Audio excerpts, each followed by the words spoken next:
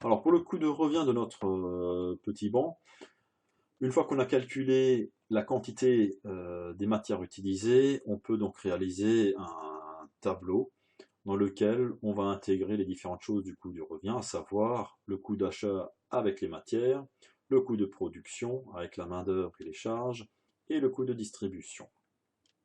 Donc à partir de notre exercice et de notre fiche qu'on a ici, les différents éléments, on va créer un tableur Excel avec différentes colonnes qu'on va donc nommer. Une première colonne qu'on va appeler désignation. Une deuxième colonne, on va mettre les quantités. Une troisième colonne où on peut mettre l'unité. Je vous explique après à quoi ça sert, ce qu'on va mettre dedans. On peut avoir une colonne avec le prix unitaire, donc il est donné en hors taxe. On va mettre une colonne avec des remises, si jamais on a un fournisseur qui peut nous donner des remises. Et une dernière colonne avec le total de chaque désignation de chaque ligne. Voilà. Après, les colonnes, on peut les moduler en taille. On va un peu réduire ici. On va mettre une taille un peu plus petite pour ça. Le prix unitaire, c'est bon. Les remises, on va diminuer un petit peu. Voilà. Alors, dans désignation, on va commencer par la première catégorie, matière. Dans les matières, on a deux choses. On a le panneau MDF et on a notre frais, notre bois massif. Pour notre panneau MDF. Quantité, eh bien on l'a calculé avant. On va mettre nos quantités, donc avec les chutes, tout compris, on a une quantité de 34,16 mètres carrés. Donc je vais marquer dans la colonne quantité 34,16. Hop. Et les unités derrière me servent tout simplement à mettre une unité dans ma colonne.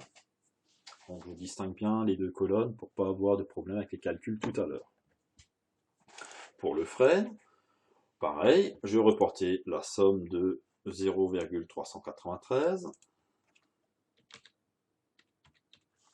Et ici, on est en mètres cubes. Le prix. Donc, le prix unitaire, on va sur notre fiche. On a un MDF à 66,50 € le mètre carré et 470 pour le mètre cube en frame. Donc 66,50. Hop. On va mettre ça ici, c'est peut-être plus simple. Voilà. Donc on a 66,50 €.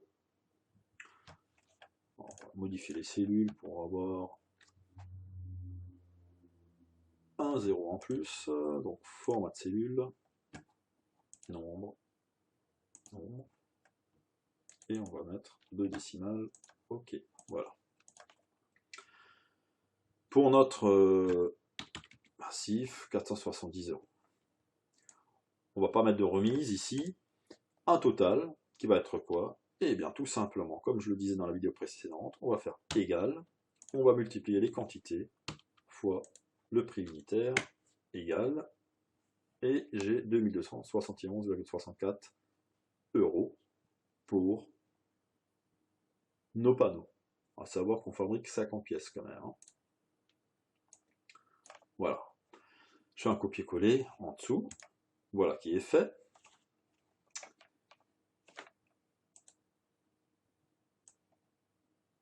Ok. Ensuite, on a nos main-d'œuvre, notre main-d'œuvre.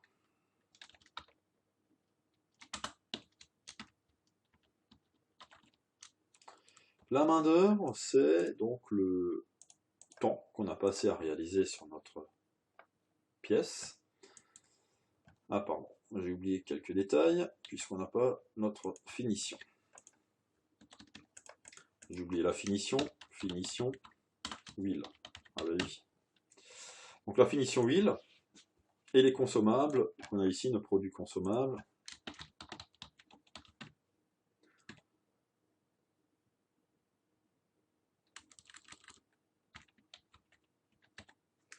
nos 4 € par banc. Donc on a 50 bancs à 4 €. On a notre produit de finition. Alors on dit quoi? On a une couverture, donc pour un banc, 1,7 m². Si j'ai 1,7 m², on va sortir notre calculatrice. Si j'ai 50 bancs fois 1,7 m², il me faut 85 m². 85 m² pour une couche. Or, chaque banc nécessite 3 couches. Donc je fais 85 fois 3. J'ai 255 m² à couvrir. Alors, le rendement est de 0,075 litres par m². J'ai des bidons de 1 litre. Alors, il me faut combien de litres? Eh bien, 255 fois 0,75.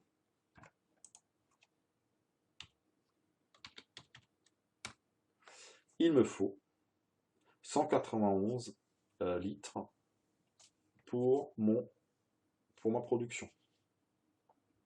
Donc si j'ai... Ah, pardon, là c'est une erreur. C'est une erreur, pardon. 1,7 fois 3 couches fois 50 pièces, donc 255.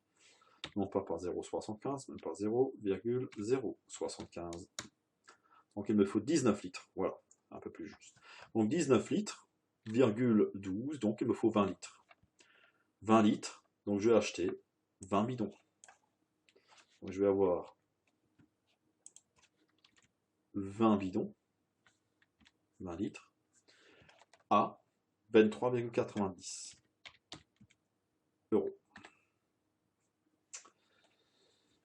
Donc pareil, tout ça, on peut le mettre en format de cellule avec 2 décimales. Voilà. Derrière, j'ai calculé ça avant, donc on peut tirer notre ligne. Hop, on enlève celle qu'on n'a pas besoin. Et voilà, donc on a notre matière première. On peut ici faire un petit total du coût de matière égale, et c'est la somme de tout ça. Somme de tout ça, voilà. On a un coût de matière de 3134,35 €. Pour la main d'œuvre, donc là maintenant on est sur la main d'œuvre. On a 7 heures par banc.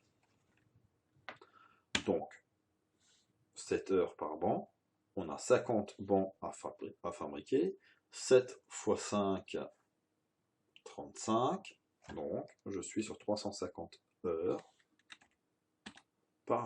pour l'ensemble de nos 50 bancs. À savoir que le coût horaire est de 43 €. Pareil, égal 350 fois 43, ça nous fait 15 050 €.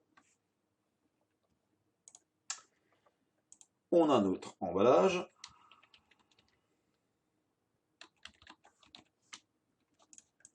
Ou plutôt la distribution.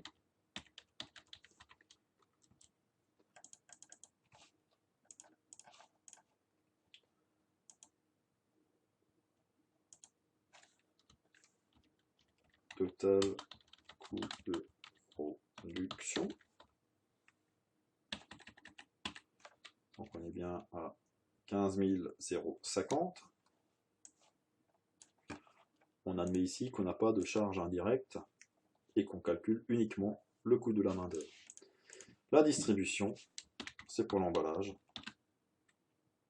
Donc pareil, il nous faut 2 mètres de papier bulle par banc. Si j'ai 50 bancs, il me faut donc 100, donc 2 mètres de papier bulle par banc. Donc si j'ai 50 bancs, oui, il me faut bien donc 100 mètres de papier bulle, c'est-à-dire un rouleau. Donc un rouleau. qui vaut 34,90 €. Donc ici, je vais avoir un total de 39,90 €. Coût de distribution.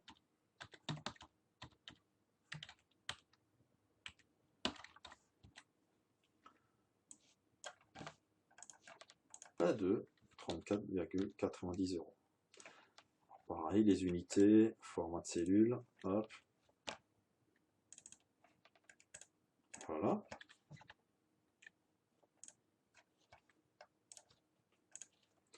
On aura notre main-d'œuvre qui est là. Notre distribution, pardon. On va un peu colorier pour voir plus clair. Donc on a une distribution. On a une main-d'œuvre.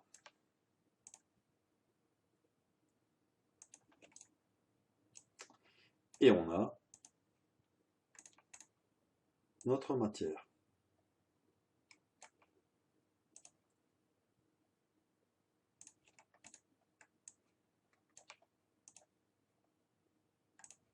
Voilà. Donc on a notre matière, notre main-d'œuvre et notre distribution. Notre coût de revient est égal à matière plus main-d'œuvre plus nos frais de distribution égale. On va avoir un résultat pour nos 50 arborés de 18 212 €. Si je l'arrondis. 18 219,25 €. Donc ça, c'est l'ensemble pour nos 50 tabourets. Donc un tabouret, ou plutôt un banc, pardon, un banc est égal à 18 219,25 divisé par 50. Donc le prix de un banc coûterait 364 € en coût de distribution. Si l'entreprise veut faire un bénéfice,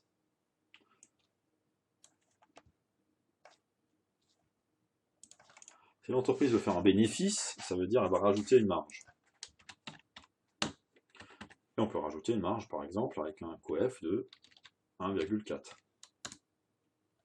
En gros, avec un coef de 1,4, on est égal à 364,38 fois 1,4. Donc l'entreprise devra le vendre à 510 € hors taxe.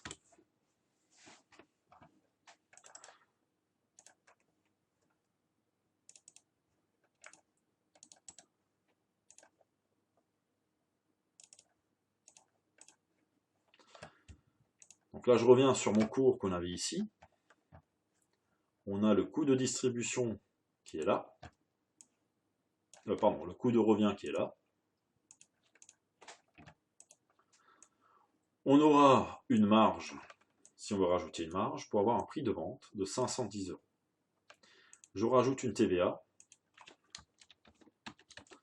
de 20%.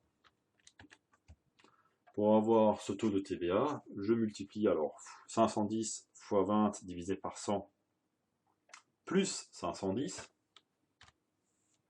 Donc 510,14 fois les 20% plus les 510,14. Top. Je répète. Pour la TVA, alors la TVA seule, les 20%, c'est donc les 510 fois 20%. Voilà. Donc là, j'ai le montant de la TVA. J'ai le montant de la TVA. Et pour avoir le prix TTC, eh bien on cumule. C'est le total égal montant hors taxe plus la TVA est égal à un prix de 612 €. C'est-à-dire à la fin, pour le client va payer la somme de 612 € pour un banc. Donc si je reprends mon petit tableau pour bien le présenter, on peut, alors, pas forcément mettre les couleurs, mais pas les couleurs, c'est voilà, ici. Mais on peut par exemple bien mettre le quadrillage pour avoir nos différentes colonnes au propre. Voilà. Voilà. Donc là j'ai bien mon tableau, mon coût de revient. Et si je veux rajouter une marge pour l'éco-gestion, je peux également rajouter ma marge et mon taux de TVA. Voilà, j'espère que vous avez bien compris. Maintenant, il faudra faire pareil avec les exercices qu'on va vous donner par la suite.